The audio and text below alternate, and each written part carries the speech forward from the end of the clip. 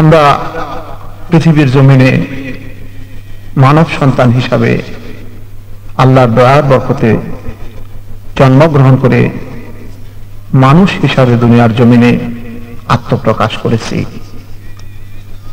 এই পৃথিবীর জমিনে এই যে আল্লাহর এহসান এবং তার অপার করুণা, তার কৃপা, আমরা মানব সন্তান হিসেবে জন্মগ্রহণ করেছি।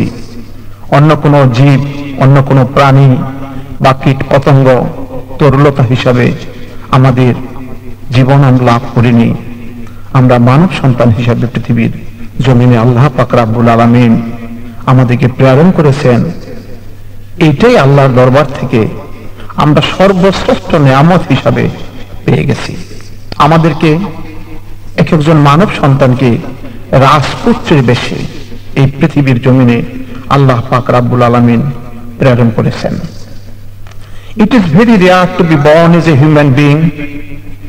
It is very rare to be born without any deformity. Even someone is born without any deformity, it is very rare to acquire knowledge and wisdom. Even someone has acquired knowledge and wisdom, it is very rare to say prayers and tapas to the Almighty God, Allah subhanahu wa ta'ala.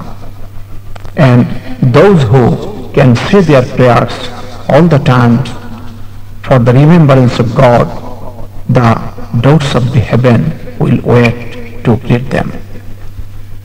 এই জীবন মানব সন্তান হিসাবে আল্লাহর দরবার থেকে আমরা জন্মগ্রহণ করেছি, এটাই সবচেয়ে বড় আল্লাহর দয়া এবং দান আমরা অলরেডি পেয়ে গেছি।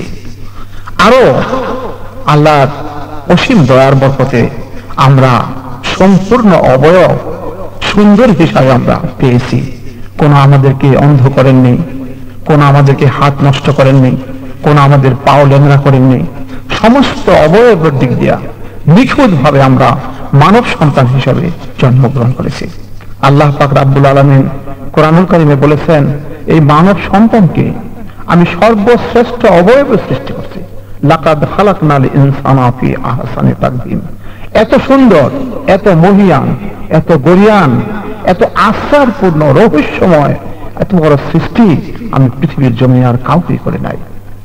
তু মকানি আসলে তু দরলা মকান, ই দোকান বর বন্ধে বক্সা আ দোকান। হে মানব সন্তান, যদি তুমি মনে করো তোমাকে ছোট্ট একটা অবয়বের মধ্যে লুকানো হয়েছে, আসলে তোমার সেই আগমন কিন্তু মহাবিশ্বয় থেকে। মহাবিশ্বে, মহাকাশে, মহাকাল মাঝে আমি মানব একাকী ভ্রমি বিশ্বয়ে, ভ্রমি বিশ্বয়ে, ভ্রমি বিশ্বয়ে। In the great universe, in the great skies, in the great eternity, I human alone wonder in wonder. আমরা মহাবিশ্বের মহাবিশ্বয়। আল্লাহ পাক রব্বুল আলামিন কোরআনুল কারীমে বলেছেন, ইন্নী জাইলুন ফিল আরদি খলিফা। আমি এই মানব সন্তানকে পৃথিবীর জমিনে আমার প্রতিনিধিত্ব করার জন্য আমি প্রেরণ করেছি। गुलजारे हस्त बुझको ना तो बेगानवार देख, ये देखने की चीज है इसे तू बार बार देख। সৃষ্টির অপার রহস্যের লীলা খেলা, এই সৃষ্টির রহস্য ভরা এই অবস্থা, এটাকে তুমি বেহুদা মনে করো না। তুমি দেখো, তুমি দেখো, তুমি সূক্ষ্ম দৃষ্টি দিয়ে অবলোকন করো। এটা দেখার জিনিস, এটা দেখার জিনিস, এটা অনুভব করার জিনিস। তোমার মধ্যে তোমাকে এত বিচিত্র ভাবে সাজানো হয়েছে, তুমি এই অবহেকে অবহেলা করো না। তুমি সূক্ষ্ম দৃষ্টি দিয়া, বিবেকের নজর দিয়ে তুমি দেখো এবং তোমাকে তোমার নিজেকে সেই উদ্দেশ্য পূর্ণ করার জন্য তুমি নিবিষ্ট করো। নাহি তেরা নসিমন কসরে সুলতানি কি গম্বুজ পর, তো শাহী হ্যায় বসরাকার পাহাড়ও কি চাটানো পর। এই মানব সন্তান, তুমি পৃথিবীর জমিনে আসবে, কিছু লেখাপড়া শিক্ষা করবে, মাসে 5 লক্ষ টাকা কামাই করবে, 2-4টে গাড়ি চালাবে, এয়ার কন্ডিশন শীতাতাপ নিয়ন্ত্রিত বাড়িতে তুমি বসবাস করবে। সেই জন্য তোমার সৃষ্টি হয় নাই। তুমি মহাবিশ্বের মহাবিশ্বয়, সেই মহাবিশ্বকে আবিষ্কার করার জন্য, মানব সন্তানকে প্রেম ভালোবাসায় অভিষিক্ত করার জন্য তোমার আগমনের জমিনের বুকে। সুতরাং তুমি নিজেকে খামাখা তোমার লোভ লালসার মধ্যে, তোমার সুখ সম্ভোগের মধ্যে শুধু আবদ্ধ রেখো না। তুমি মানুষের পাশে দাঁড়াও, তার সুখের সময় তুমি উল্লাস করো, তার দুঃখের পাশে গিয়ে তুমি তার দুঃখের ভার লাঘব করো। এই জন্যই মানুষের দুনিয়ার মধ্যে আগমন। কোথায় স্বর্গ কোথায় নরক কে বলে তা বহুদূর। মানুষের মাঝে স্বর্গ নরক, মানুষের সুরাসুর। পৃথিবী প্রেমের পূর্ণ বাঁধনে মিলে যাবে পরস্পরে, স্বর্গ আসিয়া দাঁড়ায় তখন আমাদেরই করে করে। মানুষ সত্যিকার অর্থে যদি আমরা চিন্তা করি, মানুষের কোন চিরস্থায়ী অস্তিত্ব নাই। আমি ছিলাম না, আমি আছি, আমি আবার থাকবো না, এটাই অমোঘ সত্য। মানুষ বাঁশের বাঁশি, প্রাণ তার মুরলী নিত্যন। মানুষ প্রদীপ মাত্র, শিখা তার ক্ষণিক জীবন। আমরা যে বাঁশি বাজাই, বাঁশের বাঁশি, সেই বাঁশের নিজস্ব কোনো আওয়াজ নাই। যখন কেউ বাঁশি বাজায় তখন তারই আওয়াজ সেই বাঁশির মধ্যে অনুরণিত হয়। জুমলা মাসুকাস আশেক পরদাই, জিন্দা মাসুকাস আশেক মুরদাই। কুল্লমান আলাইহা ফান ওয়া ইয়াবকা ওয়াজহু রাব্বিকা যুল জালালি ওয়াল ইকরাম ফাবিআই আলাই রাব্বিকুমা তুকাজ্জিবান। সত্যিকার ভাবে মানুষের কোনো হাস্তি নাই, মানুষের কোনো অস্তিত্ব নাই। আল্লাহর দয়ার বরকতে যতদিন তিনি বাঁশি বাজাচ্ছেন ততদিন আমরা কাজ করতেছি, চলতেছি, ফিরতেছি। কিন্তু যেই মুহূর্তে তার বাজা বন্ধ হয়ে যাবে, আমাদের গন্তব্যস্থল হবে কবরস্থানের মধ্যে। সুতরাং এই সত্যকে অনুধাবন করে, এই আশ্বাসকে মনে রেখে আমরা যদি কাজ করতে পারি, তাহলে আল্লাহর দয়ার বরকতে আল্লাহ পাক রাব্বুল আলামিন আমাদেরকে দিয়া অনেক অনেক বড় বড় কাজ করাতে পারবেন। হযরতে মুরব্বিয়ানে কেরাম মানব জীবনের এই যে ইতিহাস, মানব সৃষ্টির পিছনের এই যে রহস্য, এই রহস্যকে যদি আমরা সব সময় খেয়াল রাখতে পারি, মনে রাখতে পারি, তাহলে আমাদের জীবন সুন্দর হবে।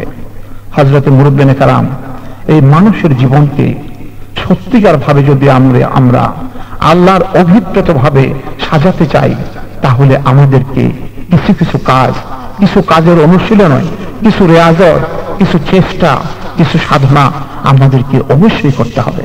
আমরা সাধনা ছাড়া, চেষ্টা ছাড়া, রেয়াজত ছাড়া কোনোদিন আমরা মঞ্জিলে মকসদে আমরা পৌঁছতে পারবো না। আর সেজন্য আমাদের সবচেয়ে জীবন পথকে যদি আমরা সুন্দর করতে চাই, জীবনের চলার পথকে যদি আল্লাহর মর্জি মতো করতে চাই, আল্লাহর নবীজির হাবিবের সুন্নত মতো করতে চাই, অলি বুজুর্গ দরবেশ মাশায়েখ যারা আছে তাদের পদাঙ্ক যদি অনুসরণ করতে চাই, তাহলে সর্বপ্রথম আমাদেরকে আল্লাহর বুজুর্গ, আল্লাহর অনুগ্রহ প্রাপ্ত সাহেবে নেয়ামত নবুয়তের দরজা বহুত আগে শেষ হয়ে গেছে। আমাদের রাসূল আকরাম সাল্লাল্লাহু আলাইহি ওয়াসাল্লাম সর্বশেষ খাতেমুন নবীন। এরপর দুনিয়ার জমিনেতে আল্লাহর তরফ থেকে আর কোন পয়গম্বর, আর কোন নবী রাসূল দুনিয়াতে আসবেন না। কিন্তু তাই বলে নবীজির সেই মিশন কি বন্ধ হয়ে গেছে? কখনো না। কিয়ামত পর্যন্ত সেই মিশনের দ্বারা চলবে। আর সেই মিশনের ধারাকে, সেই বাহনকে যারা চালিয়ে যাচ্ছেন তারা বুজুর্গানে দিন, তারা আল্লাহর অলি দরবেশ মাশায়েখ পীর বুজুর্গ, তারাই আল্লাহর নবীজির সেই মিশনের ধারাকে তারা অব্যাহত ভাবে চালিয়ে যাচ্ছেন। তাদের পথ আল্লাহর নবীজির পথ, নবীজির পথ আল্লাহর পথ। আমি তাই আপনাদের সকলকে বিনীতভাবে আমি অনুরোধ করব, আমরা প্রত্যেকে আমাদের বাস্তব জীবনে যেন আমরা আল্লাহর অলি বুজুর্গদের সোহবতে, নিসবতে থাকতে পারি, তাদের বিজয় যেন হাসিল করতে পারি এবং তাদের কাছ থেকে যেন শিক্ষা নিয়ে আমরা জীবনকে গঠন করতে পারি, জীবনকে চালিত করতে পারি। তাহলে আমাদের উভয় জাহানের পরিপূর্ণ কামিয়াবি হওয়ার সম্ভাবনা আছে। আর যদি মাত্র আমরা নিজেদেরকে শুধুমাত্র বাহ্যিক অনুশাসনের মধ্যে, রিচুয়ালিটির মধ্যে আমরা আবদ্ধ করে রাখি, তাহলে আমাদের চলার পথ সুন্দর না হওয়ার সম্ভাবনায় বেশি থাকে। তাই আমি সকলের প্রতি মিনতি করি, আমরা যারা ব্যক্তিগত জীবনে, আমরা যারা সামাজিক জীবনে জীবন ধারণ করতেছি, আমরা যেন আল্লাহর অলি বুজুর্গদের নিসবত এবং তাদের সোহবত এখতিয়ার করতে পারি।